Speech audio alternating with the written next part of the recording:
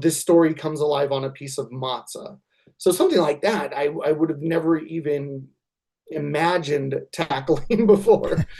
So it pushed me out of my comfort zone in a lot of good ways. And I think hopefully I did that for Aaron too, kind of, we challenge each other in very good ways. And that was one of the bigger learning experiences, I think, for me while working on this. Hi, I'm Alex Schumacher, cartoonist and co-creator behind the upcoming Schticks and Stones holiday special on Kickstarter. You can find me on social media, Instagram and Blue Sky at AJ Schumacher Art. You can find me on my website, alexschumacherart.com, and obviously on Kickstarter for Schticks and Stones. And you're watching and listening to Two Geeks Talking. Good morning, afternoon, evening, everyone. Two Geeks Talking is an entertainment industry interview show where we interview the creative people from the comic, film, TV, movie, and video game industries. And of course, I'm your host, Kurt Sasso. We're joined today by one half of a dynamic duo of a writer and artist. This guest has been on the show before in the past. I believe this is his third time on the show, slowly reaching that 5-timers club mark on Two Geeks Talking here today. He is the co-creator and artist of Schticks and Stones, a holiday special which is currently on Kickstarter. We're joined by the ever-talented Alex Schumacher. How you doing today? Thank you, Kurt, for the kind words, and thank you for having me back on. Doing pretty good. Haven't had enough coffee, but, that's just how it goes. I'll stop the interview right now if you want to make a pot. I'm fine with that. No, I think I can make it through. For those that want to know more about yourself as a creative person, tell us who you are and what you're bringing this time around to Two Geeks Talking. Sure. Before, I think I have spoken about a couple, earlier projects, obviously. So this is a little different. Well, I started back in about 2015, kind of in earnest as a comics creator, and did some web comics, and then found myself veering more into the kid lit space, where I got myself a literary agent, and we've been working on middle grade books. That seems kind of to be the hot market for graphic novels right now. Through the process of artistic experimentation, kind of came up with some different stories, and one of the stories was one called Crime Passover with a collaborator of mine named Aaron Cohen.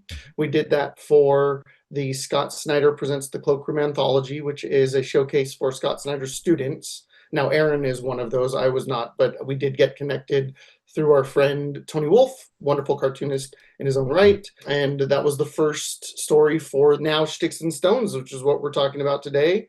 It's a collection of 3 Jewish holidays, madcap mysteries with a Meshuggah family.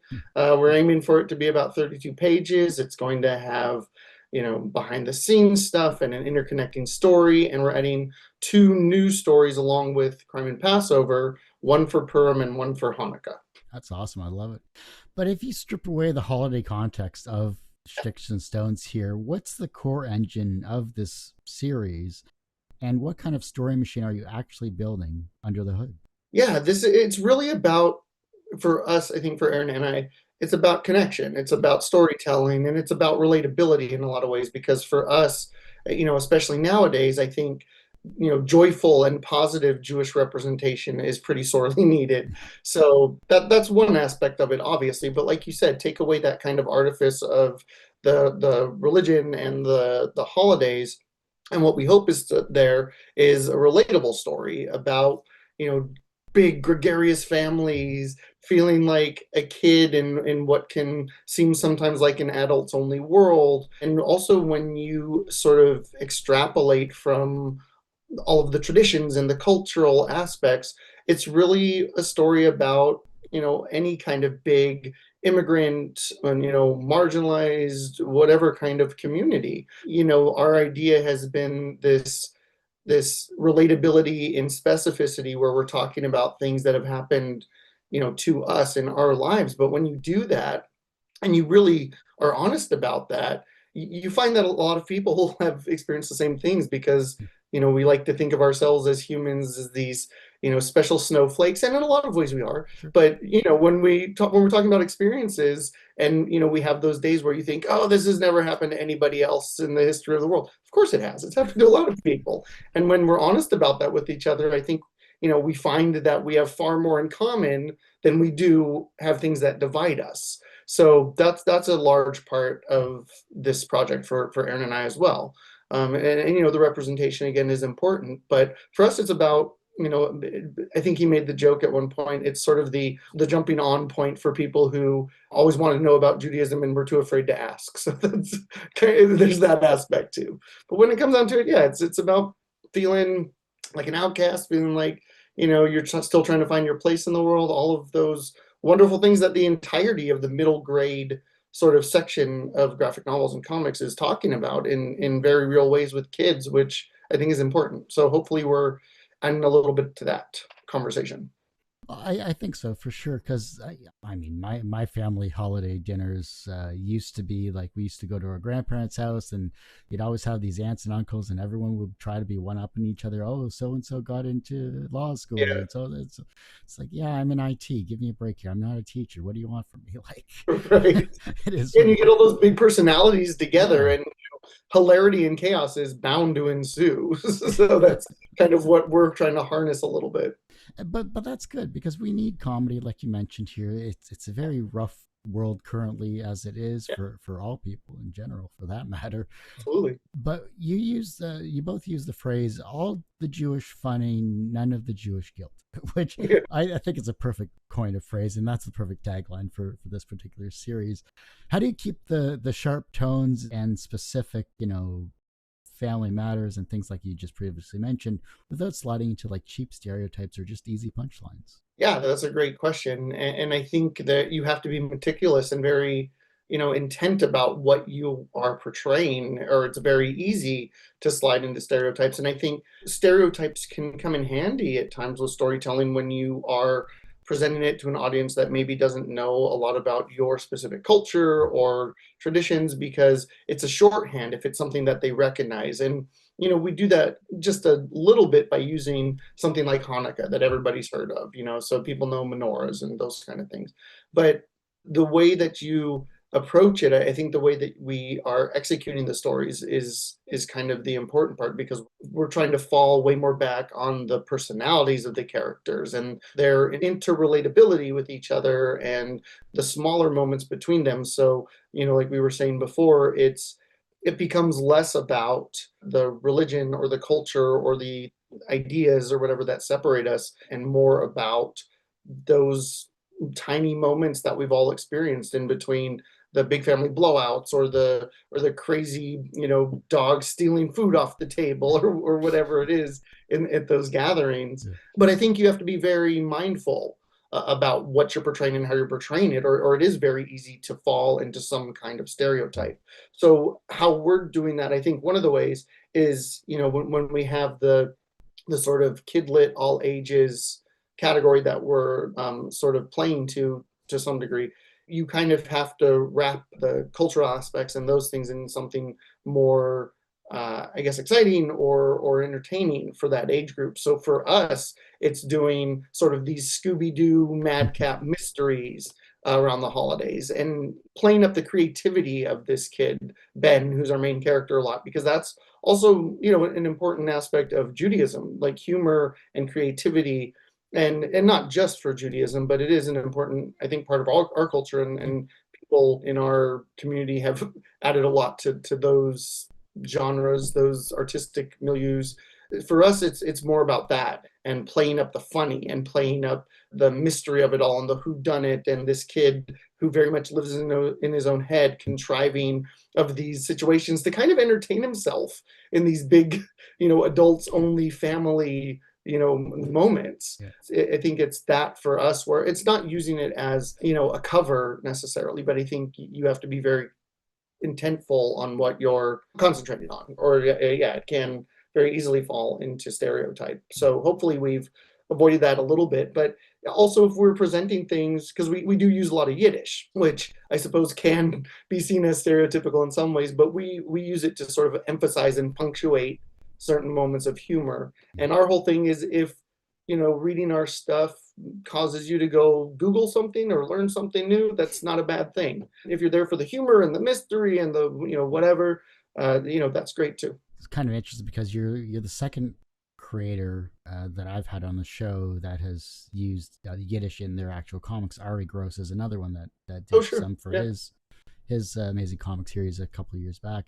But playing into the mystery side of things, because everyone loves good mystery. It's always fun, whether it's for kids or whether it's for adults. You know, I love Sherlock Holmes and everything like that because that's what got me into reading. But you have 3 holidays to work with. You have Purim, Mhm. Passover, and Hanukkah. You know, how did you decide what kind of mystery to solve and that belong to each of these particular holidays? So I think that's where we really kind of dug into the Jewish side to some degree because we made them very specific to the holidays. And with Jewish holidays, from the sort of surface knowledge that I have of other holidays, for Jewish holidays, there's this kind of built-in mystery, like with Hanukkah, and I guess with Christmas too. It's this idea of what are the presents.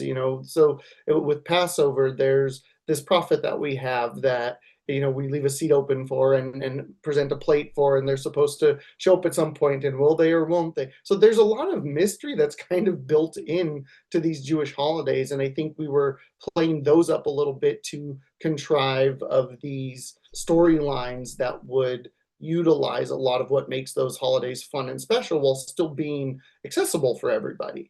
Yeah, and we love Sherlock Holmes. Aaron's watched, I think, Young Sherlock Holmes is Yeah, one of his favorites that's a good one. these days. I've loved things like even Psych or, going to, oh God, what was the one with Elijah Wood, the really weird one? He was Um, like a private investigator. Do you know which one I'm talking I know about? the one you talk. It's on the tip of my This, tongue, but yeah, yeah, it's escaping me at this moment. But, or even like the Knives Out series. People enjoy good mysteries, cozy mysteries, crazy mysteries, whatever it is. And so obviously ours is being kept in kind of a PG-13 sure. sort of range, but yeah, that's what we were doing to sort of make it specifically ours. And I think that's what good mysteries do is they use the location, they use the people that are involved, they use all of these specific things to make it very unique. If every mystery was the same, every mystery had the same stock characters, and that's sort of the sort of humor with Clue, right? Is that's Mm. the idea. And we definitely reference Clue because we love both the game and I love the movie. I mean, I know people have their issues with the movie, but I unabashedly like it. Yeah. So the sort of madcap stuff, I usually joke that the comic is, if Mel Brooks were to write a Scooby-Doo comic Mhm. strip, is sort of how I describe it. So that's kind of what we did. We harnessed the sort of specific things that we could for sort of these madcap family mysteries, but that were very much integrated in the holidays themselves. So like the Crime and Passover one, that one came out, like I said, in the Scott Snyder Presents the Cloakroom, so this isn't a spoiler, but the whole conceit is that the main character, Ben, is trying to find the person that he thinks is the Afikoman thief. Now at Passover, the thing is we take a half of matzah, it's wrapped in cloth or tin foil, and the kids go and search for it, and whoever finds it gets a prize. So Ben is upset because this one person has always stolen the Afikoman every year, always knows where it is, always gets to it first. And so that one is all about him trying to unmask and out the Afikoman thief. So for that one specifically, that's how we tied the holiday into it all. So for the other two, we're doing something similar. Little premises, little synopses are on the Kickstarter page if you want to read them. But definitely, we're obviously trying not to spoil much. But Sure. the Crime and Passover one, that's a good example to kind of show how we're doing that, how we're folding the Judaism, the cultural Judaism Sure. more than anything else, but how we're folding that into the stories.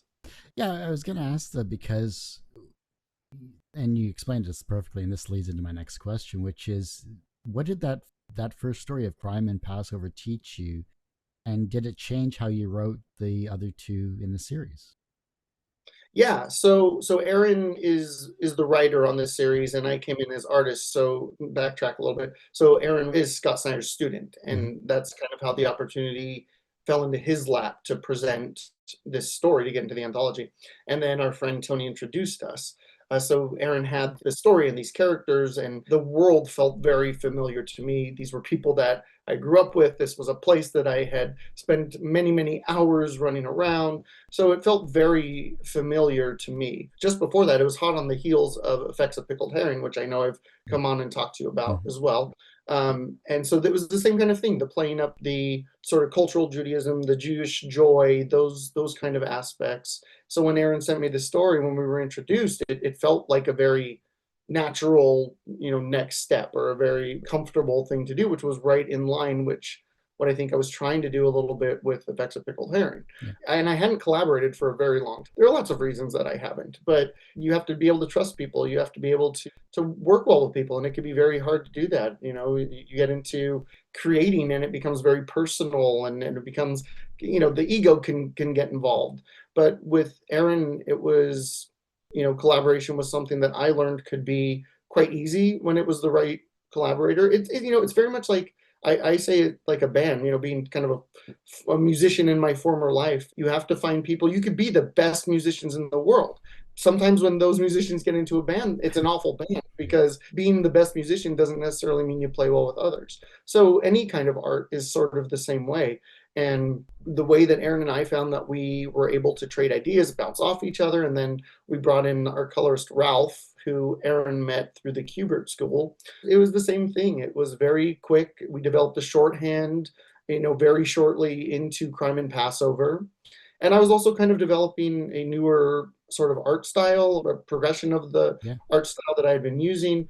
And so what it really taught me was how to kind of expand that a little bit more, push that a little bit more. There's a double-page spread in Crime and Passover, which, not to give too much away, but the direction was basically, this story comes alive on a piece of matzah. So something like that, I would have never even imagined tackling before.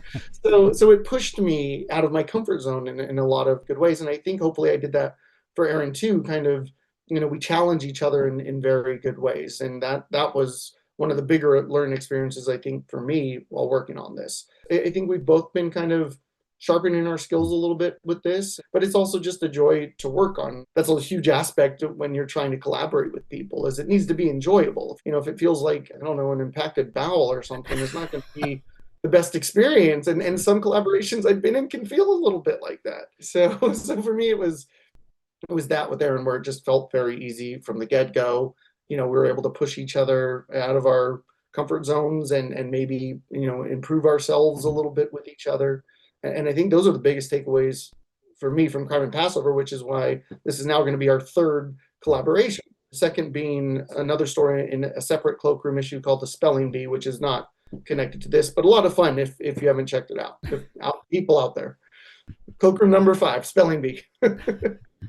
Yeah, I've had Tales from the Cloakroom 1 and 2 on the show. So I had the editors of 2 on the show, and we talked about that series. And then cool. A whole bunch of people from the first Cloakroom on the show. I think it was like 4 or 5 people, which is one of my larger interviews I had in the past. But yeah, that's pretty big. But now they're up to 5, which is awesome. Like I think that collection of amazing stories and creative people, and I think that's one of the best networking experiences you can have from a large mastermind in terms of that aspect. And absolutely, and everyone's just improves greatly from it, no matter what area of comics you're in.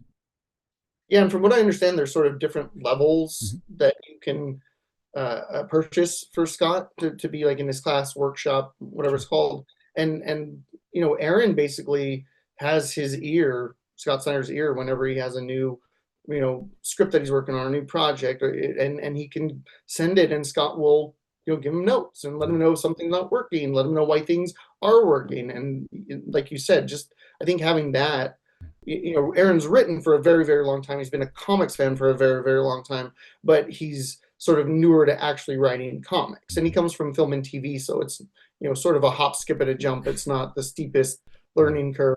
And he's a great storyteller, and that's kind of the most important part. So yeah, to have that kind of tutelage very early on in your comics writing career, I'm sure that's something that he'll, cherish and look back on it as something that was definitely a huge step for him. I mean, that's a big step forward when you can have somebody in Scott Snyder's position, being kind of your Sherpa. But you're right; those anthologies are just brimming with really, really talented people, and that's really the amazing thing about indie comics right now. And on Kickstarter, which I'm sort of I dragged my heels a little bit, and the actual running of the campaign is still something that I probably never want to do again, because that is not my bag, but God bless the people who do it. But the point being is that's a space where these really, really tremendous, magnificent, indie comics exist and might not elsewhere because the direct market is just so cutthroat. So Yeah. to have that avenue for people to explore and put their work out there, and that includes the cloakroom. I mean, clearly, I don't think Scott would teach people that he didn't think were, at least, diamonds in the rough. He's going to be, scrutinizing about who he chooses. Those books are great. Yeah, and I definitely, and Jerry and Veronica, Jerry Carita and Yep. Veronica Howell, who are the editors now, are amazing as well. So they put together such a great package every time. Yeah, Jerry was on the show talking about his Bear comic series Yeah, a yeah, couple yeah. years back, which was a great conversation. And it's just like I'm glad to see he's moved to other avenues as well too. So and then Tony Yeah, Wolf, he was on the show a while back too. I forgot to mention that, but yeah. I love seeing what he creates and does, and he has He's incredible. Yeah. his own comic series is very reminiscent of a few other that I read back in the day as well too. So you never know who you're going to connect with in this industry, whether you're an indie or a pro or whatever the case may be, because it's a small community. Even though it's a worldwide phenomenon, but it feels like a small community sometimes. Yeah. Do you know Craig Rasmussen? Yeah. I mean, he's done a bunch at these points. He's doing like Boom variant covers and stuff now, which is really cool. But we always make the joke that, comics is a small town. So, but that's a good and a bad thing. But accentuating the positive, people ask how you get in comics. Well, you make comics and then you go to conventions or you get involved in indie spaces online, and you can build a really, really wonderful network that is supportive and encouraging and will help you, edit your comics if you're new to it, or, give you advice and tips, and you can ask for guidance. And it's just a really, really wonderful time to be a comics creator right now. And I feel, honored to be involved with that in any small way. Now, the fact that you've done the effects of pickled herring, what's new in my research was Flash Gordan Adventures from Papercutz. Congratulations on that. That's huge. That's Thank you. another Yeah. great publisher right there for young adult comics there. Yeah, absolutely. Speaking of building a network, I got to know Adam Walenta years ago when, and we were just a couple cartoonists kind of supporting each other and encouraging each other. Like I said, he then became an editor at Papercutz and started to do something that I find to be exceedingly rare these days, where he actually started, he climbed up the ladder a little bit and actually dropped it back down for, some people that he knew. And so I feel very, humbled and grateful that he would think of me and bring me on board for something like that, because it was just such an amazing project to be part of. I've had Trevor Mueller on because he did Yeah. the Steam series as well. Like, there's so many talented people that are working for these things, and I see these new publishers and everything like that. But I love the pay it forward aspect. I think that's something that is definitely needed these days, and I'm glad that people are still doing that, no matter their level of success. Because the ladder up is hard, but the way down is pretty easy too. So you got to be careful in that respect. Well, what's one specific layout you keep returning to when you want a joke to land that makes them naturally funny before a single word balloon hits the page? So I like to use negative space a lot. I think, using one of the really wonderful things about comics is the way that the sequential storytelling works is you can use the gutters and the page turns for things like, time jumps, or, something that happens sort of behind the scenes. And if you're planning that outright, it becomes just intuitive. But that's why I get a little upset when teachers or people say that, comics and graphic novels aren't really reading. It is reading. It's not the same reading as prose, but it does require its own kind of visual literacy that you need to understand to read a comic. So when somebody has that, they just kind of go with you through those changes. And so for me, when I really try to make something land, and there's a good example of this in the Crime Passover story, we're doing this introduction of the family, sort of this really chaotic introduction where we're throwing everybody at you, and we're introducing all the aunts and uncles and the whole, Megillah. And then we're talking about Elijah, the prophet that I mentioned before, who never really shows up, and there's always this empty seat for. And we wanted to make a joke about him being, part of the family. And so I just kind of put this like lone panel at the bottom of the page with a decent amount of space in between, where all of the other family was. So you can manipulate sort of time and beats like that when you're laying out the page. I try to pay a lot of attention to that when it comes to humor. Sparingly, but using things like when you break the panel border. So there's little old school cartooning tricks that I have at my disposal when I'm trying to make something land. And it does really depend on the joke. It's not a one size fits all kind of thing. And with Aaron and I, when he has a joke like that, we are very good about conferring with one another about that, and kind of finding out the best way to make it land. And with us, it really is the best idea wins. We're not super precious about, oh, you have to do my words exactly like this, or, oh no, I laid out this page and this is exactly how I want to. We're very good with each other about letting things wither on the vine if something better comes along. Yeah. So I think that's a huge part. Making those things land is collaboration, and whether that be with really tremendous editor who we're actually working with, Veronica Howell from The Cloakroom on this. So whether it's working with somebody like that, sometimes it's very easy to get very precious about our ideas and the way that we see things and my vision and those kind of ideas. But when you kind of learn to be in a comfortable place with receiving notes, with communication in a team, and you have that really, really great collaboration, I think letting yourself be open to changing things is really important, and being open to listening to other ideas. Because I'm sure for a while I was, I took those things very personally, because when somebody says, oh, I think maybe this should be a little different, as an artist, I think the sort of knee-jerk reaction is to say, oh, they hate my ideas and they hate what I do. So when you can get past that sort of very surface ego, and I think when you've been doing it long enough, you get beaten down enough times to make that go away. But it's an important sort of rite of passage too, to get to that point where you're all just working for the best possible story and the best possible product, as opposed to one person's vision necessarily. The great thing about Kickstarter campaigns, and you've been through a few yourself, and I know Aaron has as well too, variant covers are usually a key factor where you're trying to showcase a different art style to get other people to look at what you're presenting, things like that. And I think it's just a great way to, pay it forward for very talented artists out there. Is there anything like that for Schticks and Stones for this current Kickstarter campaign? Yeah, absolutely. We talked about the Flash Gordan Adventures from Papercutz that I was fortunate enough to be involved in, which came out last year in November.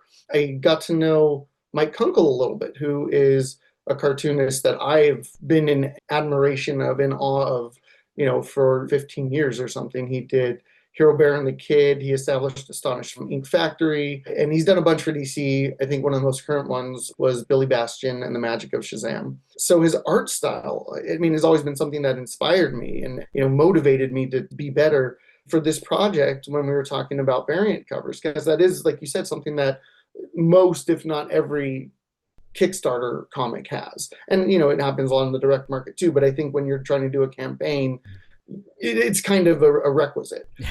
So kind of on a whim and sort of, hat in hand, I emailed Mike and just said, hey, this is the project, this is the story that we've done so far, and would you possibly, number one, would you be available? Because this guy is very, very slammed, and I am well aware of that. So I don't take any of that for granted. But yeah, I said, would you possibly be interested in just, doing like a variant cover or something? And God love him, he said yes, and he said, this is kind of the window I have, so that's when I'll have it done, which was going to line up pretty perfectly with our campaign. It's on our page right now, sort of as a mystery cover, and we haven't shown any artwork yet. But that ends, and even though we will be debuting or revealing the artwork next week on the campaign, I was talking with Kurt and we wanted to do a little bit of an exclusive here. So we actually do have the variant cover artwork to show. Nice. That's awesome. And if you don't enjoy this type of artwork, I have no faith in you whatsoever. This is just too beautiful to not support. Come on. Hopefully we'll be a nice little mid-campaign boost too, which is something that we've been advised you kind of try to do through a campaign. Because while we've both been sort of part of the Cloakroom ones and another one or two. Aaron has been part of anthologies. We were more like in freelance sort of roles with those. So this is our first that we are part of running, which has been a very eye-opening experience, to say the least. but that's one of the things that's been advised is you have these sort of beats, just like storytelling, where you kind of have to hit throughout the campaign, reinvigorate people. So yeah, hopefully this will do it. And I imagine, with his fan base, it'll be a pretty fun response. I think I wrote him back and I might have said something to the effect of 23-year-old me is plotzing through this time continuum. That's Hope he awesome. takes it as intended and not that it was 20 years ago. As long as you don't get a cease and desist, you're perfectly fine, I'm sure. No. We've been given authorization to share, so we're okay in that regard. I'll say, but yeah, he's just been so wonderful to give his time and talents. And again, I know just how slammed he is basically all the time. So it was Aaron and I are both, super fans. So for us, this is just we're cavelling, as our people say. We're verklempt. Talk amongst yourselves. Cry. I just remember Mike Myers in Saturday Night Live going, "Talk amongst yourselves." Right, coffee talk, and so yeah, going off on a tangent here. I love that too because he's not Jewish, but he has Jewish humor. He has that, and I think it's because being a second city in Chicago, and he was around a lot of Jewish comedians. Some of that might have rubbed off. I mean, I know he has his own style, but he was creating Yiddish words in those segments that still sounded Yiddish. And the best part about that is you have to kind of understand the fundamentals of how a language works to do that. I always just saw it as a labor of love on his part and not mocking in any way, because you have to understand it. It's kind of like cartooning, and just stay with me. Cartooning is a lot about breaking the rules to some degree. To do that in a functional way that still looks good on the page, you have to understand how anatomy and proportion and draftsmanship, you have to have a very kind of a wealth of knowledge about how that works to be able to bend those rules maybe more than break them and make it work. And so Mike Myers was kind of doing that with Yiddish, which is appreciated on my end. Yeah, his start in Second City in Toronto initially, and then I think he did move down to Chicago as well too. But you have to have timing, whether it's as a comedian or whether it's in comics itself, especially if you're writing a funny comic. If you're not landing the funny, you're into drama or you're into something else completely. You're into a different genre whatsoever. Timing is critical and crucial when it comes to it, whether it's a visual gag or whether it's a physical gag on the page. And it's not like you have motion to bounce things off of. You're stuck in a set 8x11, whatever the case is, and however many panels you're working with. I mean, that's got to be sometimes constrictive to your creative process, though. Yeah, it can be, but especially as of recently, I think I was, for a long time, I was kind of creating art to sort of prove something in a way. And in the past couple of years, I've kind of found the joy and the fun in it again. So getting back to that was something that was essential for me to be able to put that on the page again, in a way. Aaron and I have been asked a couple of times, like, what's harder to write or depict, drama or humor? And hands down, it's humor every time, because like you said, all of the pieces have to fit perfectly together to make something land. Whether you're doing it for stage, for screen, for comics, whatever it is, there's a different sort of mechanism that you have to use. But if it's not firing on all cylinders, it's not going to land. You just have a joke that falls flat, which happens. So humor is always going to be harder to write.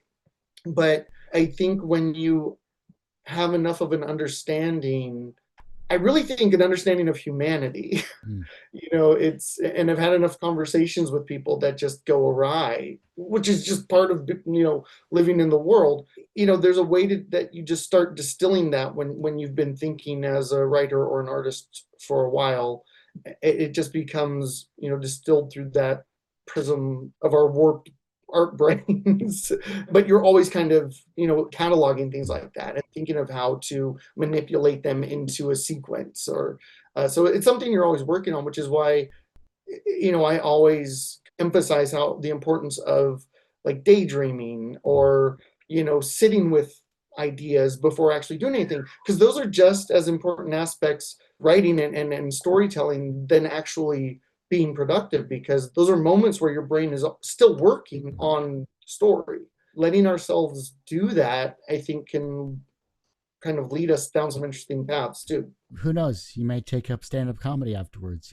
Maybe, yeah. Stand-up comedy, though, I think, for my money, any other kind of storytelling art form, stand-up comedy is the hardest. Yeah. If you're talking about, being humorous, you have to hold an entire audience's attention, 45 minutes, hour, whatever the set is, and you can't lose them for even a second or you're done.